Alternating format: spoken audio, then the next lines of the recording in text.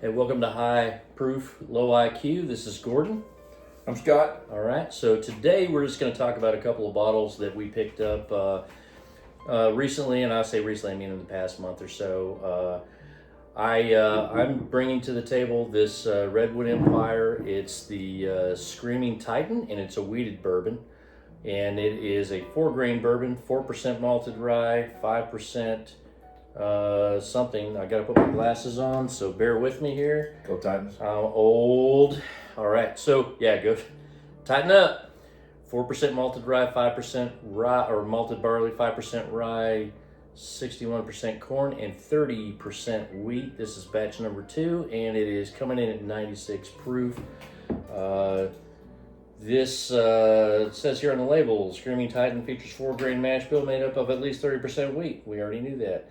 This small lot release is composed of hand-selected barrels aged at least 5 years. This wheated bourbon is a testament to our passion, patience, and pioneering spirit. All these bourbons that or whiskeys that are created by Redwood Empire are named after redwood trees that are found in the redwood forests in Northern California and Southern Oregon. And one thing I forgot to mention is toasted and char number 3 barrel. This is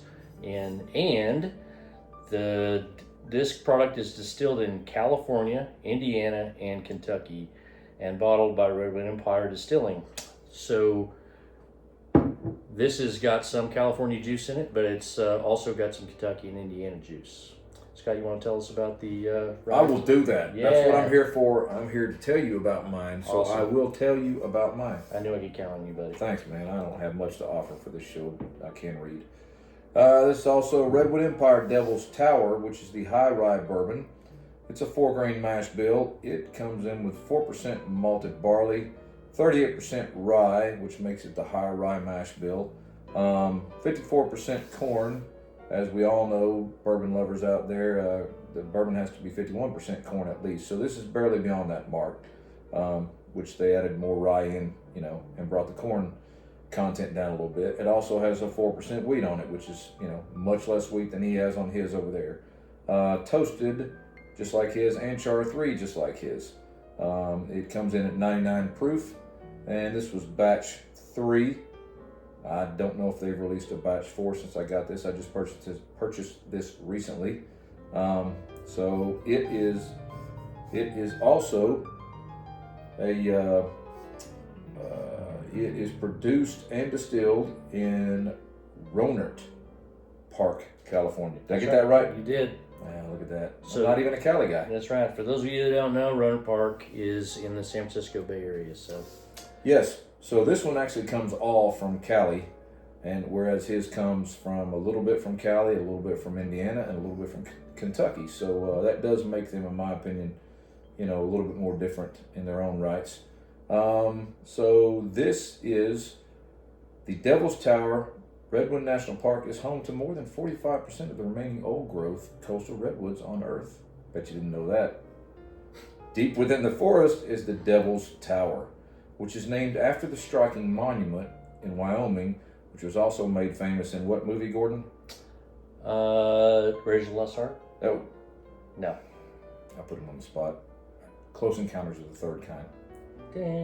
Richard Dreyfuss made it out of mashed potatoes in the movie. That's right. Anyway, it rises, the Devil's Tower in Wyoming rises 340 feet into the sky. So this is kind of bad, eh? I kind of like the name of this. And it is going to be a good one, I believe. Yeah. Not that I have tried it yet. I don't know that you can see that I have. It's possible that my kids drank most of that. Yes. So we've cheated and we have tried both of these, but not together. And full disclosure, there are 4 of the small lot series with this type of label on them. I got them all, and I have tried all of them. So I already have some preconceived notions about how this is going to be. But I do really like this product, and I like this product too. So we're going to talk about it, and I may change my mind. You never know.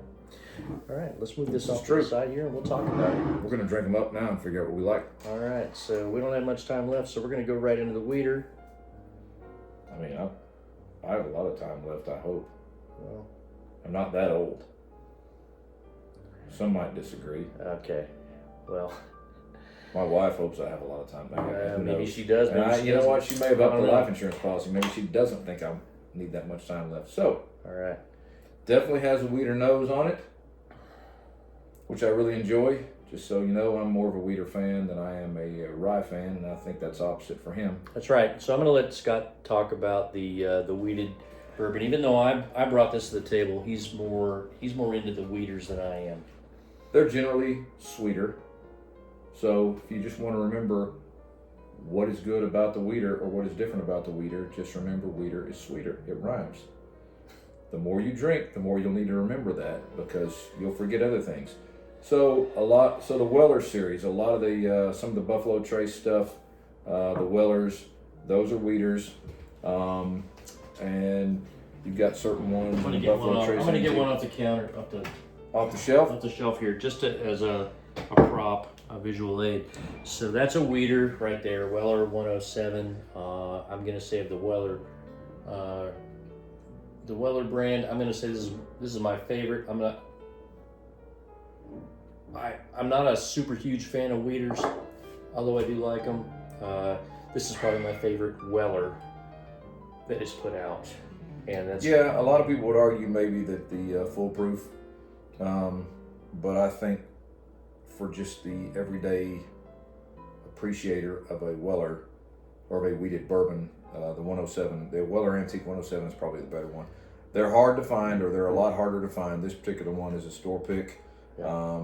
If you can find one that's a store pick it up. But a lot of times you can't find this stuff out on shelves anymore. They've got them behind the counter. They've got them in lotteries, which, I mean, I wish it was more readily available. But if you grab some, hold on to them, sip them slowly, because they're not as easy to find.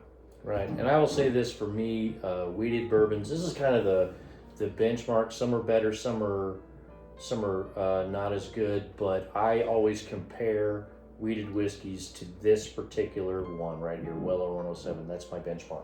Yep. So the wheaters, another thing is generally wheaters they'll pull the rye out of and just substitute the wheat in. It's usually a corn, a malted barley, and a wheat. In his case, he's got the 4 grain. He's got the rye in it, along with just the high wheat content. Right. Higher wheat content. So that's not normal. Usually they're 3 grains, and instead of rye they'll use wheat. Mm-hmm. And so I like it. I think it's a good one. Yeah.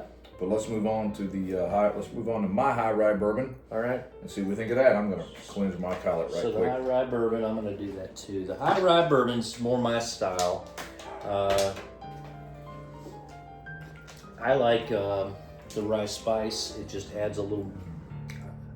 So I'm going to say this. I say this a lot in videos.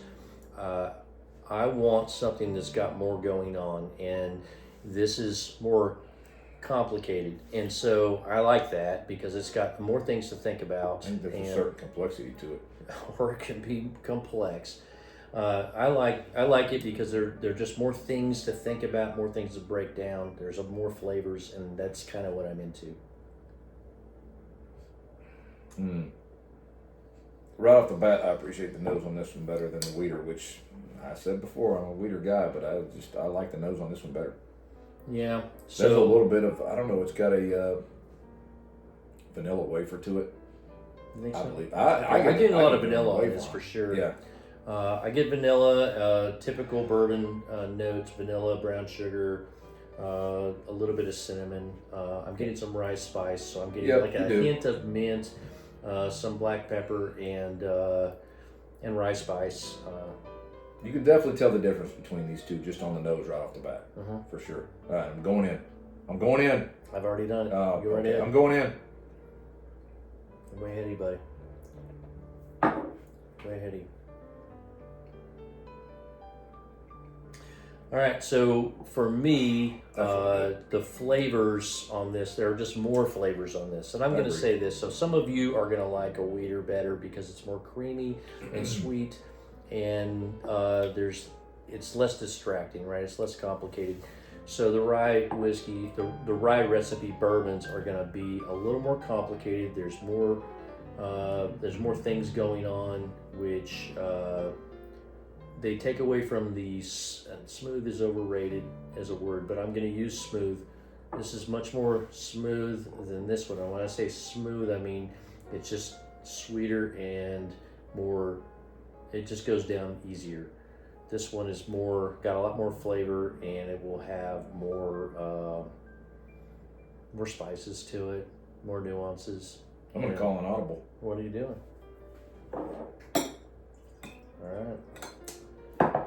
All right. I'm calling audible. I'm just going to see what I'm just going to see what's going on here. I'm curious.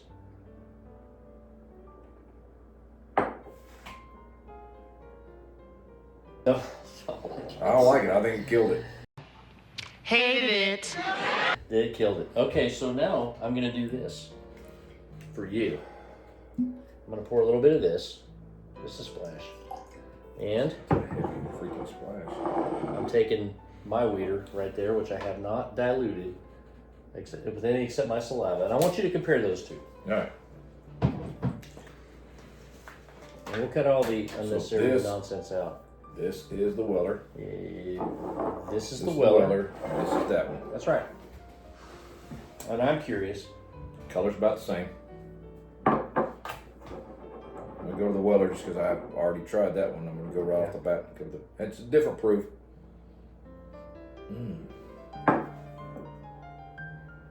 Totally different nose. Completely different nose. Yeah. I'm thinking the Weller's going to be better. That's just my. I mean, I would think so. That's just my guess right out of the chute. I like the nose better on it. I'll say that. Yeah.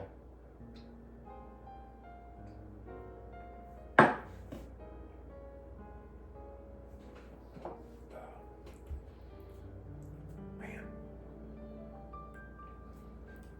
I mean, I gotta be honest. They both are flat to me. Well, I think it may have something to do with the fact that you just drank that high rye recipe, right? So that's going to be like blowing your doors off. It's punching you in the face right now. So I agree, but you're gonna find this odd. That the Redwood has a little more punch to it than the Weller. So I don't know that I'm not sure. I'm not sure palate wise which one I like best, but this one stands up and kind of slaps you a little bit compared to the Weller 107, and it's a lower proof. Yeah, so just goes to show you, right? So the benchmark, in my opinion, or the bar for me for wheated bourbons is going to be Weller Antique 107, and so I compare whether they're better or whether they're worse. I always compare them to the 107. That one is going to be. We're swapping spit. That's okay.